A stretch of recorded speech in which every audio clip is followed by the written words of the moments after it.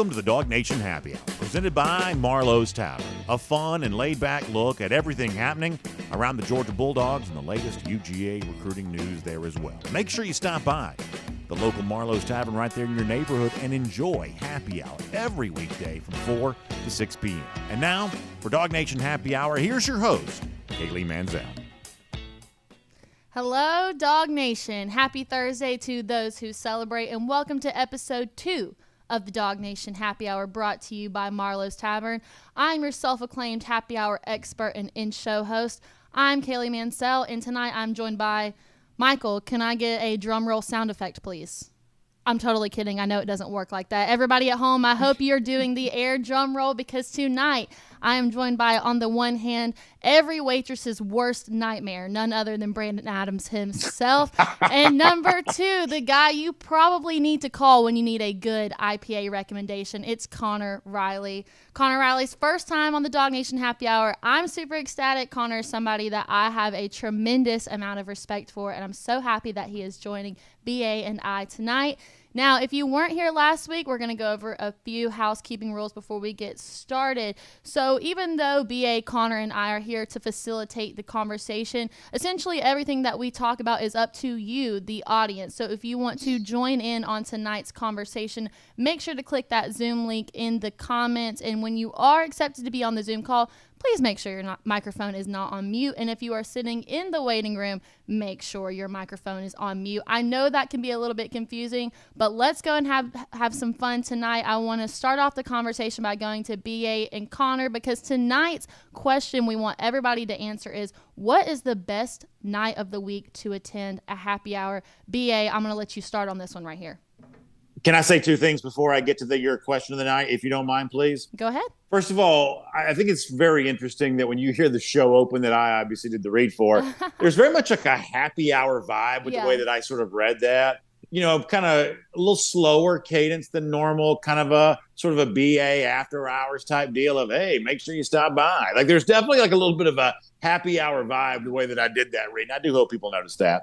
And the other thing that I want to make sure that I say before we kind of get rolling here today is I love the fact that when Kaylee does a show from the studio, she leaves Eddie on the desk. You know, a lot of these other like journalist types, you know, they're afraid of like having a mascot. But I like the fact that Kaylee leaves Eddie right there on the desk, which is frankly where he belongs. So I'm kind of nice to see, you know, I don't know that Eddie's actually really ever made an appearance on any other show other than DawgNation Daily, but I totally 100% sanction the idea of Eddie being a part of our show. So, Kaylee, thank you very much for that. And I guess as far as the question goes, here's what I'm a big believer in. That Monday is a day in which you kind of have some natural adrenaline because it's new week, you know, new week, new you type deal here. So you sort of feel, you know, kind of not that you couldn't do happy hour on a Monday, but the question was not what is a good day to do happy hour. That would be all of the days. The question is, what is the best day to do happy hour? So for me, it's going to be something in a midweek type situation because that's a Tuesday, that's a Wednesday, that's a Thursday. By then, you've already given up hope. You've already realized this week is the same as all the other weeks. So you might as well go get a recharge. Might as well go get a little refresh or refreshment to help you out with that refresh. And that's what happy hour is really for, especially with our friends at Marlow's Tavern. So give me a Tuesday. I want a happy hour on a Tuesday. That to me is really the best time to do this, I believe. Well, I feel like I can't really move Eddie. He was born and raised here on this desk. This is his designated spot, and I would feel guilty for moving him out of the way. Now, before I let Connor answer, I'm going to say a similar answer to BA right here. I think the best night of the week for happy hour is midweek. It's a Wednesday because you kind of reward yourself for getting through that Monday, Tuesday, but that Wednesday happy hour gives you just enough juice and motivation to push through till Friday. So midweek is definitely the way to go, but I want to hear what Connor has to say about this.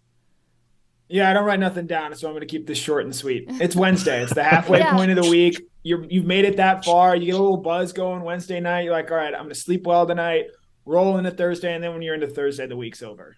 So Wednesday's the answer. I think what we're learning here is that apparently I have a lot more requirement for like a new level of energy. The fact that I already need that new reservoir on Tuesday as opposed to you heroes who can make it all the way to Wednesday. Like, I think that's what this is telling us here right now. Well, you said Tuesday's Go ahead, Connor. Go ahead, Kaylee. It's your show. No, it's everybody's. But when you said you had all this Monday adrenaline, I was like, what is he talking about? I've never had adrenaline on a Monday. I don't think unless there's 3 cups of coffee in me already. But no, Connor knows what I'm talking about. You get your game face on for Monday. Now, Listen, it's much like a 2-touchdown deficit at halftime. By the time you get back to the locker room, you're kind of regrouping here a little bit when it's all said and done. But you at least have your game face on to begin on a Monday, don't you?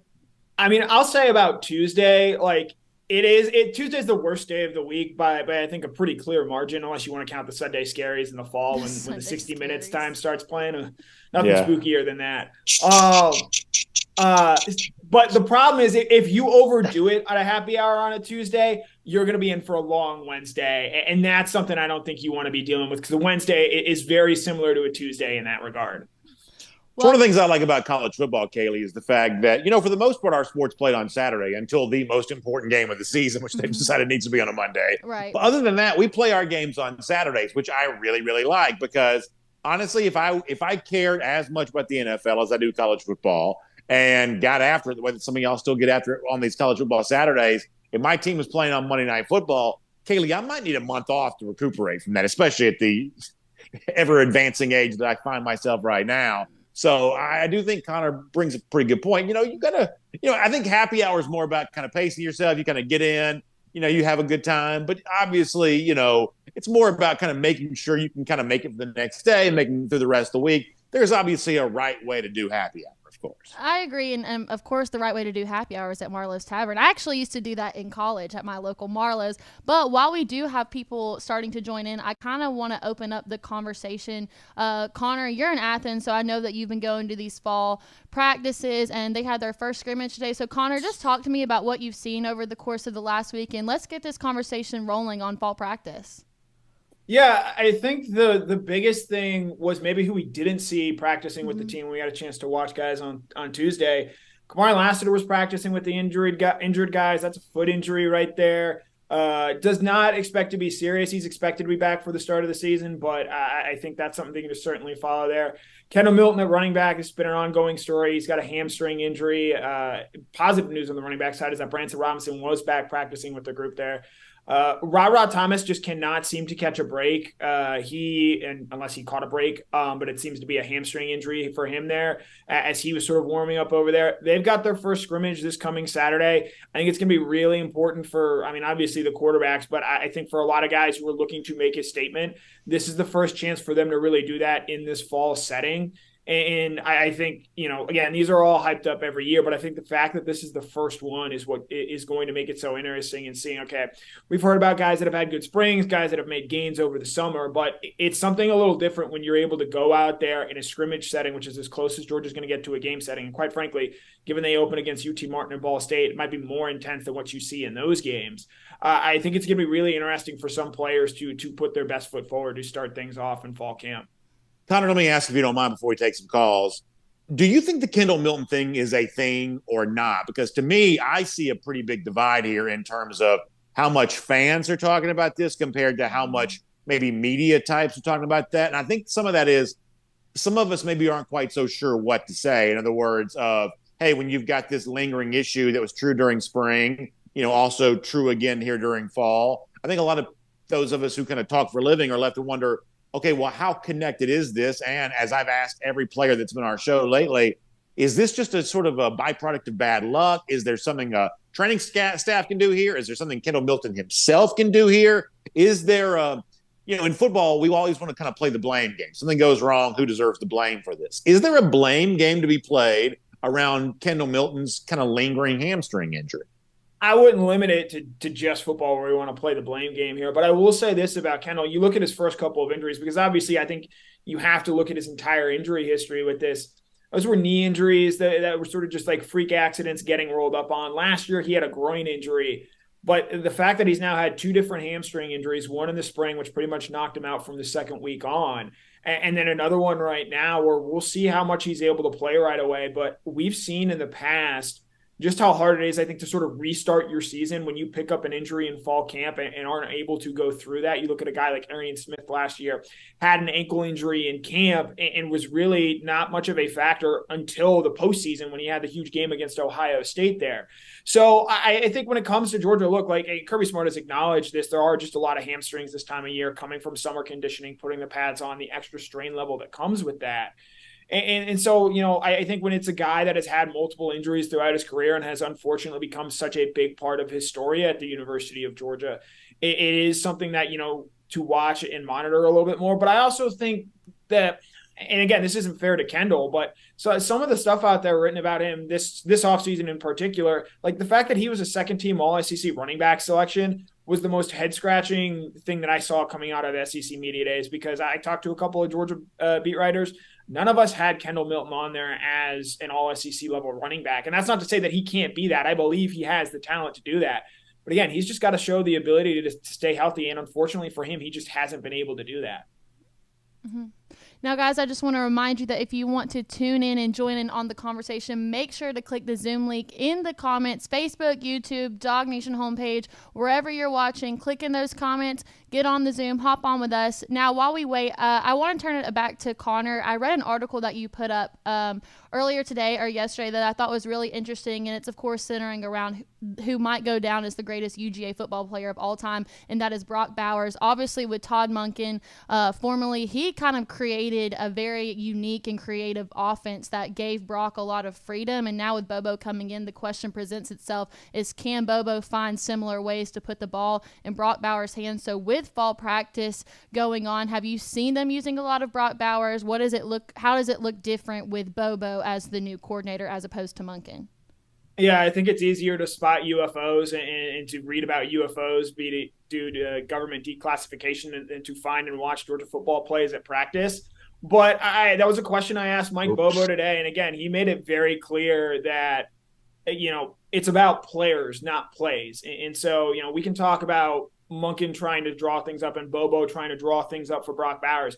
I think, Mike Bobo knows what Brock Bowers is capable of doing. He sat in on the tight end room last year. He's seen him work and ultimately what he can do. And unprompted or really unguided, when I asked him about Brock today, he brought up Nick Chubb and the same name in conversation. And Nick's best year at the University of Georgia came when Mike Bobo was his offensive coordinator, ran for 1,500 rushing yards. This, I believe, tied Garrison Hurst for the second most by a Georgia running back in a single season. And he was splitting time with Todd Gurley and really didn't take off till game 5 or 6 of that 2014 season there. So for Mike Bobo to speak that highly of Brock Bowers and compare him to Nick Chubb, I think says a lot about the plans that Bobo ultimately has for Brock Bowers. And yes, it's a little bit different getting the ball into the hands of a tight end compared to a running back. But I think Bobo knows who his best player is, and I would expect Brock Bowers to be fed a steady diet of receptions. And it'll be interesting to me to see, do you see him on some of those sweeps, those end arounds? Do we maybe see him throw a pass this year? All sort of things that are on the table when it comes to Brock Bowers this season for Georgia. Well, Connor, I definitely think you answered everything that I wanted to know, what the audience wanted to know. And speaking of the audience, it's time to bring in our first Zoom caller. This is William. William, tell us where you're Zooming in from. What is your favorite night of the week to attend happy hour? And ultimately, what do you want to talk about while you're on?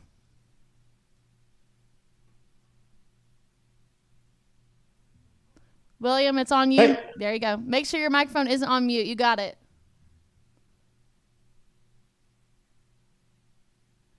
Go ahead and unmute yourself, William.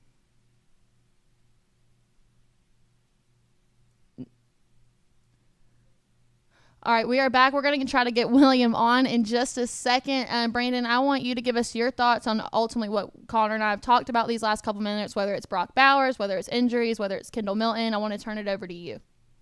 Actually, I have to call you out, Kaylee. I don't take great pleasure in doing this because obviously you and I are dear friends. But last week, I gave you a lot of credit because everybody who called in, unmuted, just ready to go, it actually made me feel personally very concerned because when I host the show, we take calls.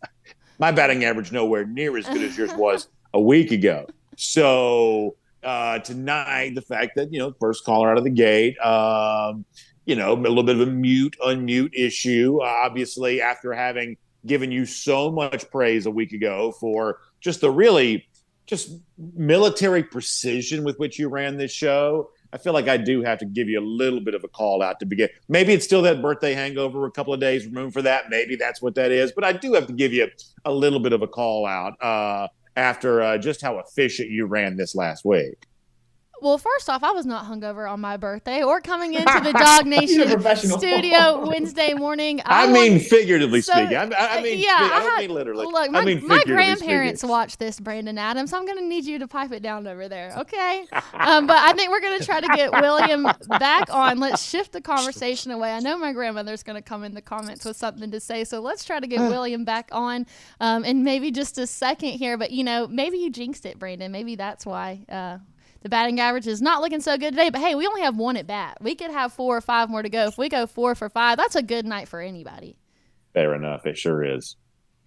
All right. Well, continuing on with the conversation, one thing I want to turn the attention back to is Connor. Connor, ultimately, what storylines need to be tackled or answered through these next couple of fall practices before we kick off on September 2nd? Yeah, September 2nd against UT Martin. First of all, I just like to address the elephant in the room. I was not on last week. I'm on this week, and we start having technical problems. I mean, I think it's pretty clear that I'm the issue. It's me. I'm the problem here.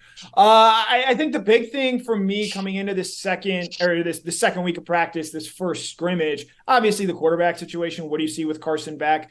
How much are Brock Vandegrift and Gunnar Stockton able to keep up with him, to push, to make that a competition? I think these scrimmage settings where quarterbacks can't get hit and they also can't really show off their mobility works in Carson's favor there. But he's got to be the one that goes out there and makes the throws. And I don't expect Kirby Smart to come out and name a starter coming out of this first scrimmage, certainly so, and quite frankly for the rest of fall camp, for the rest of the month of August. But I am interested in seeing, one, how does Carson do? But two, more importantly, independent of that, what does Brock Vandegrift do? Because I do think that there's a world where if he continues to play well and he continues to practice well, I don't think Georgia's going to hesitate to put him out there in the first half of games against UT Martin, against Ball State, and sort of see what he can do. And if he's able to continuously practice well, we've seen Kirby Smart before reward guys by putting them in the first quarter, second quarter. He did it with Carson Beck in the 2021 season. He did it with Stetson Bennett in the 2021 season when JT Daniels was healthy. So I think the developments of both Carson Beck and Brock Vandegrift, even as separate from the quarterback competition they're in, is the big thing that I'm looking for coming out of this weekend. So, Connor, I'm curious, I talked to Jake Fromm about this last week, and I kind of said that I felt like Kirby Smart would be pretty matter-of-fact about how these guys perform. First of all, you can't really keep it a secret anyway because there are going to be a lot of boosters there on Saturday. They'll be online and sharing this via social media before the scrimmage is even over with. So I'm really of the belief that I think that Kirby is going to be a little forthright in what he gives. Now, he's not going to be like old school Ed Orgeron and read stats from scrimmages the way that Orgeron used to when he was LSU head coach. But I don't think it really benefits Smart to keep too much of this a secret. If Brock has a good day, my guess is he'll say it. If Carson looks like the clear leader, my guess is in some form or fashion, Smart will acknowledge him having a good day, whatever it is that he chooses to say, without giving up on the competition. I said this to Terrence Edwards today. He didn't necessarily agree with that. But I do sort of think that this won't be one of those deals where we have to get our, encoder ring out to sort of figure out what Kirby Smart's saying about quarterback, that if there's something to be said about this, I don't believe that Smart's going to go out of his way to keep this a secret after Saturday. Do you agree with that? Yeah, I think we saw coming out of spring practice when Carson Beck objectively had the best day that day. He didn't necessarily want to talk about Carson. He wanted to talk about what Brock did well. He wanted to talk about what Gunnar did well. And so I think in that aspect, even if Kirby Smart proves to be maybe a little bit evasive, as let's be honest, I think anyone that follows this program and watches his press conferences, which you can do on the DawgNation YouTube page, I think what Kirby was really trying to say sometimes when he's not saying it. And so if we see Kirby Smart maybe not too effusive a praise of Carson Beck or something along the lines of that, I think that might be quite telling in terms of the way things went that day.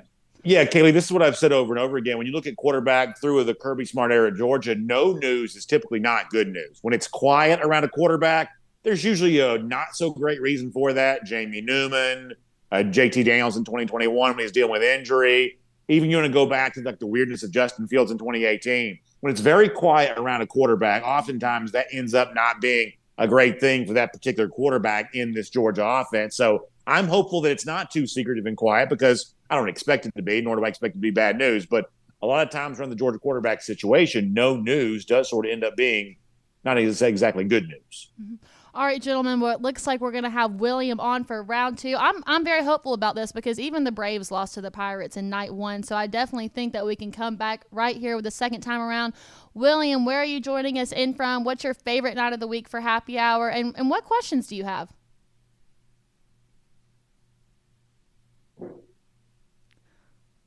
All right. William, we're glad you're here, but we cannot hear you. And I believe this is our buddy William Camacho from Facebook, too, so I would definitely love to hear from William. So we'll see if we can get him unmuted because I'd love to have him as a part of our show here tonight for sure.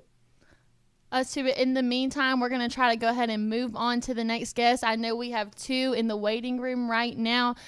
So in the meantime, Brandon, kind of going back to what you said, I mean, there's no such thing as bad publicity. And I do think that if it's quiet around a quarterback, that's, not ever something to be concerned about. But I want to go back to last weekend, Sure. A double commitment. We maybe didn't get one that we wanted, and this might be controversial going out on a limb here, but Connor, Brandon, either of you can answer this. Do you think that the KJ Bolden recruitment is over? That is the hot topic for tonight. I don't think so, Kaylee, either. Not at all. I'll stand on the table for this the rest of the night if y'all want to. I don't believe this is over by a long shot. Now, that's not the same thing as saying that I think he's coming to Georgia. Honestly, I don't know what he's going to do. And if you're making betting odds right now, you clearly would make Florida State the prohibitive favorite. I'm not trying to diminish their role in getting the commitment on Saturday, but I am quite confident that Kirby Smart, who has hosted KJ Bolden on as many visits as he has,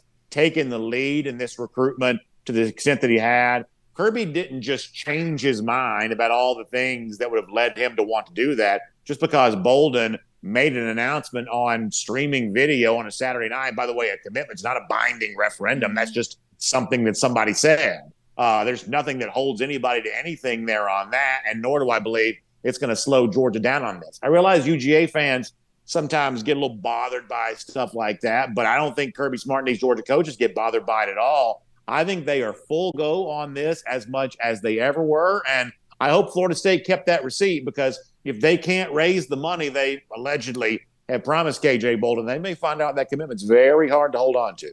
And even if he doesn't end up going somewhere else this fall, that's not to say that in a world of NIL that he's not going to go spend 1 year at Florida State and decide maybe that is not for him. So I definitely don't think that this decision is over, but it's time to go ahead and bring on our next guest. This is Bryce Dixon. Bryce, where are you tuning in from? What's your favorite night of the week for happy hour? And what do you want to talk about, Bryce? Unmute yourself, Bryce, if you can. Okay, we're good to go, I think. We're good. Yeah, we got you. Can y'all hear me now? Yes. All right. Sure can. Sure can. I'm in Savannah, so I'm working, so I'm out of town. Are you at the pool, Bryce? I am. Look at you. That's amazing. Yeah, man. Yeah, just chilling and enjoying it. I love to see it. That's if you can't be at Marlow's Tavern for happy hour, hanging around in the pool at a happy hour, that's a pretty good place to be, Bryce. I'll give you credit for that. Oh yeah. So let's just talk about Mike Bobo being back. I think that he's going to be a great asset for this season to possibly go 15-0 again. Being under Todd Monken, masking him last season would be a big factor in three-peating again this season. And then, having some key players like Marvin Jones and, Xavier Sorey and all those guys healthy on defense, I think that'll be a great impact for us heading into the season with all the guys healthy. I think it's a great point, Bryce. Connor, how'd you feel that Bobo did with his press conference today? If I can be honest here, and we'll be honest here, it's a fun show. It's happy hour. Right, yeah, we're relaxed. From listening to them speak, I miss Todd Monken. He was a little bit more energetic. He was a little bit more off the cuff, a little bit, I think, more laissez-faire with his words, whereas I think Mike Bobo at times today was maybe picking and choosing what he was willing to say and maybe sticking to coach speak a little bit. But I do agree with Bryce in his larger point of, look, I think that Mike Bobo is an asset to this program. He knows the ins and outs of this program. I think better than anyone in college football, he understands the pressure that comes with being Georgia's offensive coordinator. And I do think that that is an asset to have in this because while, yes, even though trying to win 3 straight national championships, again, he's still looking for his first as a play caller. And I do think that is a motivating factor for him. As far as some of the guys that he touched on there, the Xavier Soreys, Marvin Jones Jr., I've been saving this take, and man, is it scorching. But BA, I think you're going to love this one. I'm here for when it. we get a chance to go out and watch practice, the inside linebackers are about as far away from where we can be in terms of seeing them. But I will sit here and I will say this, that, Harold Perkins is a fantastic football player. Gets a lot of love. Elite edge rusher. LSU's trying to break him in as an inside linebacker this year. I think by the end of this season, we're going to be talking more about what Jalen Walker is able to do as both an edge rusher and an inside linebacker than what we are about Harold Perkins. I think this guy is an absolute stud. I was sitting with a buddy who works for another site that may or may not also have Kaylee's dad working for it. And we're just sitting there watching the position and even 50, 60 yards away, we're like, that dude, Jalen Walker, is an NFL player. I think he's put on 20 pounds. It absolutely looks like it. That is not, Georgia Media Guide math there. That he absolutely looks shredded. I think he's a guy that is going to have a very, very big season for Georgia this year. And even though he might not necessarily start, he is too talented to keep off the field. So I'm not saying it's a week 1 thing. I'm not saying it's a week 2 thing. But file it away as we get deeper and deeper into the season. I think Jalen Walker is absolutely going to be a player, not just that Georgia fans know about, but everyone in the SEC knows about. I love that take. That's such a great opinion. And I'll be honest with you, Kaylee, we've been talking a lot about, hey, what's Georgia going to look like at linebacker right now because Smile Mondon's injured, beginning of the season anyway. There's going to be some other guys out there. I've talked up Raylan Wilson a ton, CJ Allen, another freshman. I thought that might be one of the best spots to get a freshman on the field early while Smile Mondon's injured. And the honest truth is, it just kind of hit me like a ton of bricks one day that, hey, I'm not giving Jalen Walker nearly enough credit for really being a guy that can not only play while Smile Mondon's injured, but being a guy that can play at any point in time, anywhere, inside, outside, whatever you want to do with him, I think potentially. And he's also potentially a great spokesman for this team too. So there's a part of me, Kaylee, that's glad that Connor's saying what he said, because honestly, the other day when I kind of did something for our DawgNation video channels, I probably sort of shortchanged Jalen Walker a little bit. So Connor is here to correct my error, which I'm very, very thankful for. And I want to take this time to remind everyone, if you want to join in on the conversation, make sure to click the Zoom link in the comments. We will get you on as quick as possible. Now, since we're talking about defensive positions, one thing I want to talk about is today, I think it was announced after DawgNation Daily, so if you want to talk about this on the show tomorrow, Brayden, I'm really sorry. I want to be the first to cover it. No problem. Malachi Starks was named to the 2023 Jim Thorpe Award watch list. He started 14 of 15 games last year, was third on the team with 68 tackles. If Malachi goes on to be a finalist and win the award, what does that ultimately say about not only the natural talent that he has, but just Georgia's ability in general to develop these defensive players? Yeah, I mean, Connor, I think it's a blast to think about all these Georgia guys that could be up for national awards this year. Obviously, you would expect Malachi to be at least in that conversation, given how much he played last year as a freshman. But even beyond that there as well, it just seems like, that is kind of the byproduct of the success that Georgia enjoys right now, is the fact that they're going to have all these guys, like Brock Bowers being even mentioned on the watch list for not just the Mackey Award, but the Biletnikoff Award there too. It's just sort of a fun thing to see Georgia players in national award conversations. And you can't be the kind of team that Georgia wants to be without individual players having those kinds of seasons. Is there someone in your picks, man? You don't do very well on our pick show traditionally, but is there someone, and we'll remove Bowers from the Mackey Award just because that's that award is fraught anyway. There's a case Brock Bowers should have won as a freshman. He doesn't, but it's still a first-team All-American over the guy that did win it. Is there an award that you feel comfortable predicting, or at least placing money down, that a Georgia player will win that award, removing Bowers from the Mackey Award, since that is such an obvious? Sure. How about SVP for the Outland Trophy? I like that one a lot. If this Georgia offensive line is as good as I think it can be now, everyone in the media has decided that Michigan has the greatest offensive line of all time. And even though they've, won back-to-back Joe Moore awards and then not shown up in the playoffs, I think the stat is they've given up 22 tackles for loss in their 2 college football playoff games. I mean, that, quite frankly, in my opinion, falls directly on the offensive line there. And again, very good offensive line, but at a certain point, the data is what the data is. And I think SVP, look, this guy is the leader on this Georgia team. He is, in my opinion, the loudest voice in this room for a guy that is going to step up and say something, and his entire teammates are going to hear him. He's also ending his 3rd season as a starter. He was first-team All-SEC. This is a guy that is a Sunday player. and I think is going to have a huge season for Georgia this year, even if it might necessarily be in the most flashy. And the best way you get a gauge of that is by looking at Cole Kublik Twitter highlights. Yeah, there you go. And he was also like SVP. This sounds like a dumb thing, but I mean this seriously. He was also on the national cover of the Phil Steele College Football Magazine. So you get the sense that because he did choose to come back, he might be a little bit more well-known, the kind of guy that might have a chance to kind of sort of represent the Georgia offensive line overall. I mean, it's probably easy to say Jamon Dumas-Johnson for the Buckus Award just because it seems like Georgia always does well with that. I sort of quietly think that Smile Mana may have had the better year between those two guys a year ago, but I don't know if he's going to play enough this year. I mean, I'm not saying he's not going to be playing a lot, but even if you miss a handful of games at the beginning, does that put him behind the eight ball in terms of, winning an award like that? In the meantime, guys, I'm going to put this conversation on hold just because we do have another Zoom caller coming in. This is Morris Rich. Now, guys, I want you to get excited because I do have a fun topic to cover after Morris comes on. Good. But Morris, tell us where you're zooming in from. What's your favorite night of the week to attend happy hour, and what questions do you have? Morris, we've got you on right now. If you're on mute, if you could take that microphone off for us, please. I don't know if he can hear us.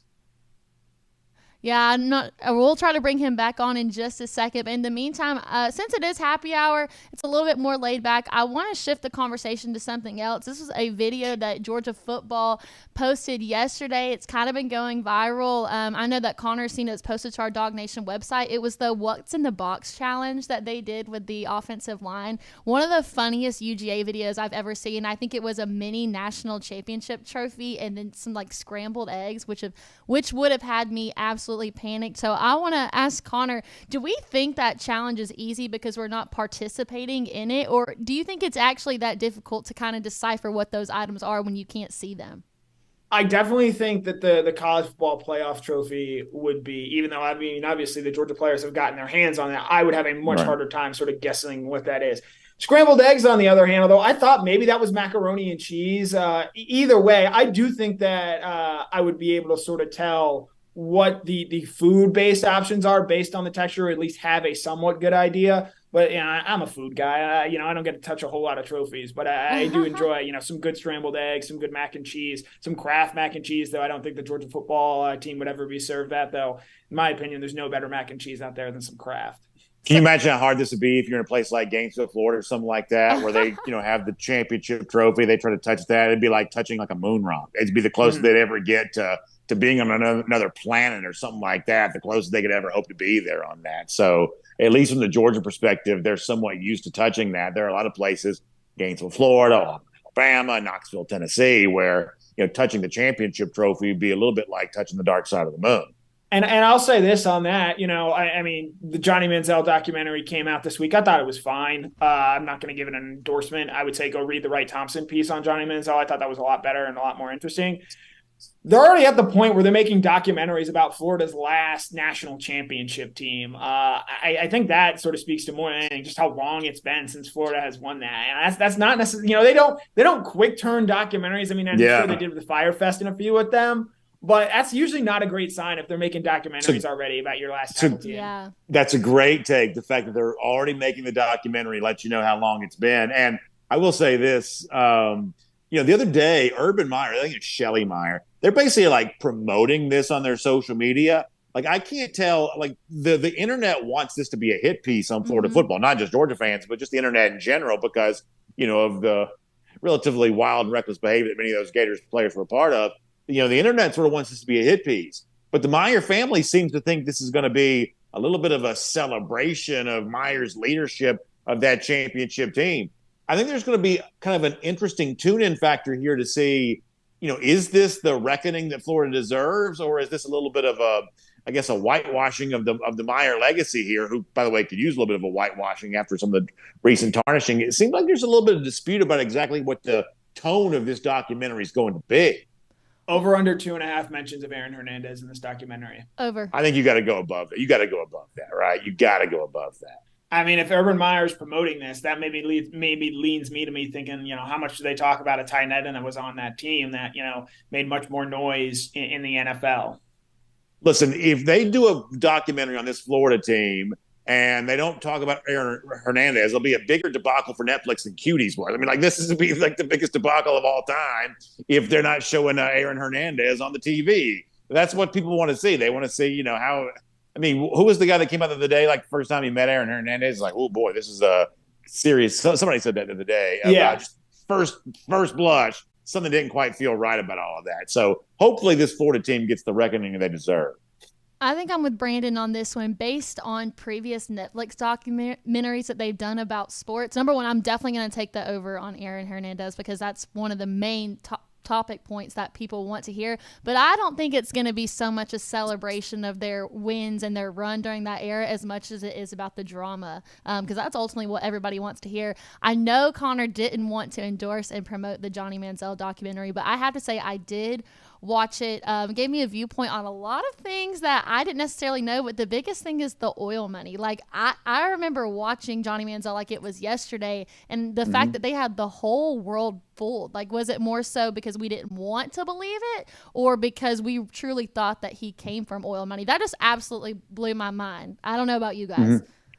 Well, I will also say this, like, I don't think that Netflix really does, not that this is a TV review show, but I don't think Netflix really does anything all that well. Like, I love the PGA Tour, but I didn't love Full Swing. I've seen like the first half of the Johnny Mansell thing. I was watching it last night. Like an old man, I fell asleep on the couch while I was watching it. So I'm going to go back and watch the second half of it later on here. But the part that I saw was kind of good. Kind of weirdly nostalgic for something that doesn't seem like it was all that long ago, only about a decade or so ago. And yet, all of a sudden, it sort of feels like it's a lot longer than it was. But I feel like you put like Netflix compared to like, say, 30 for 30 or like the HBO documentary. Honestly, I'll watch the fake Showtime Lakers show over most anything that Netflix does from a sporting standpoint. I mean, I'll say this. It was very telling to me that Kevin Sumlin was not interviewed in this documentary. It was telling me that 0 of Johnny Manziel's teammates spoke about him in this. It seemed like it was a pretty controlled thing. We did hear from Cliff Kingsbury, who he did not look good in that documentary. No, he did not. And so I do sort of wonder about, obviously it's Johnny Mansell telling his side of the story, but how interested was Netflix really in telling a full story there? And again, I think so much with documentaries nowadays is it is unfortunately more like PR puff piece stuff than necessarily like, okay, true, this is how it actually was with all sides reporting. I think one of the main takeaways I had, too, was that Texas A&M's coach was blaming the parents for not holding Johnny accountable, while on the other hand, the parents were saying, the program is supposed to transform him into not just a great player, but a great man as well, and how nobody really wanted to take the blame for themselves. They kind of just, both sides ultimately let him do whatever he wanted because they said that the dark side brought out the good player in him. So I thought it was interesting to see that nobody wanted to take the fall for not holding accountability towards him. And I'll also say this, and I don't know if this is a good thing or a bad thing. Johnny Manziel's father looks exactly what I think Johnny Manziel's father would look like. Like, Manziel's always been this sort of movie character figure to me. And Johnny Manziel's dad looks exactly like the person that would be cast to play Johnny Manziel's dad in a movie like this. So in terms of, I guess what he was allowed to do and get away with, that sort of looks like exactly the kind of dad that would sort of allow that to go on, if I am just being completely honest here.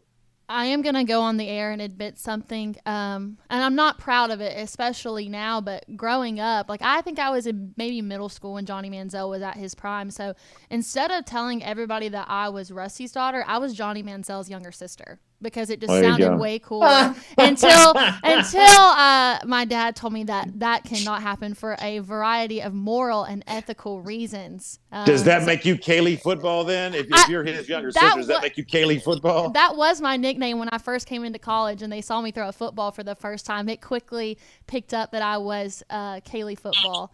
But I lay no claim to being related to Johnny Mansell, even though I tell people my name is Mansell, like Johnny Mansell, but with an S and with morals. So I just had to throw that out on the air. I've never told anybody that before, and in light of what we're talking about, I had to throw that out there. But as we are coming to an end, I want to turn it over to you guys. Do y'all have any final thoughts, anything that y'all want to leave the audience with? Yeah, I think it's going to be a fun weekend, Connor. I mean, obviously scrimmage kind of opens the door to hear some rumors. I think that's valuable. I think we'll hear from Kirby Smart, I believe, on Saturday. Correct me if I'm wrong on that. That is correct. I think that'll be another good kind of update on where things stand. I mean, I feel like we're getting closer, and I know Tennessee Martin doesn't get folks exactly fired up in terms of, what you'll see from Georgia, but these position battles, I think, gets people fired up. And, getting some new information on that, I think is kind of cool. I've enjoyed hearing from the assistant coaches here this week and looking forward to hearing from Kirby again on Saturday. So to echo the plug that Connor gave a little earlier, I think the DawgNation YouTube page is going to be on and popping here this weekend. Is that what you say? Is it on and popping? Is that how you say it? We don't say that. Yeah, no, tapped we don't. and turned. David Cooper says tapped and turned. Is it going to be tapped and turned? I think it's going to be. Yeah, so I'm actually going to be in a family wedding in Central Colorado this weekend. Not quite a fall wedding, but pretty close to it. And I will be in 2 fall weddings during football season this year. But this feels like a safe space. It's a fun space. My joke that I've told friends for years is that I want to get married on the weekend to Georgia, Florida, to find out who's actually going to come to my wedding and put them to it. I'll make it easy. I'll get married in St. Simons and say like, hey, look, you've got a 2-hour drive to get to the game, or you've got my wedding right there. You got to pick and choose, what's more important to you. I like that. It really kind of just sort of put people to the test. I'm also massively jealous. I don't know when the next wedding I'm even going to go to even is. Like, there's a weird thing in life where, like, when obviously I'm a good bit older than you are, and when I was your age, you're going to a lot of weddings, and then you go into a period of time where, like, you certainly know anybody who's getting married. I know several people getting divorced, but nobody who's getting married.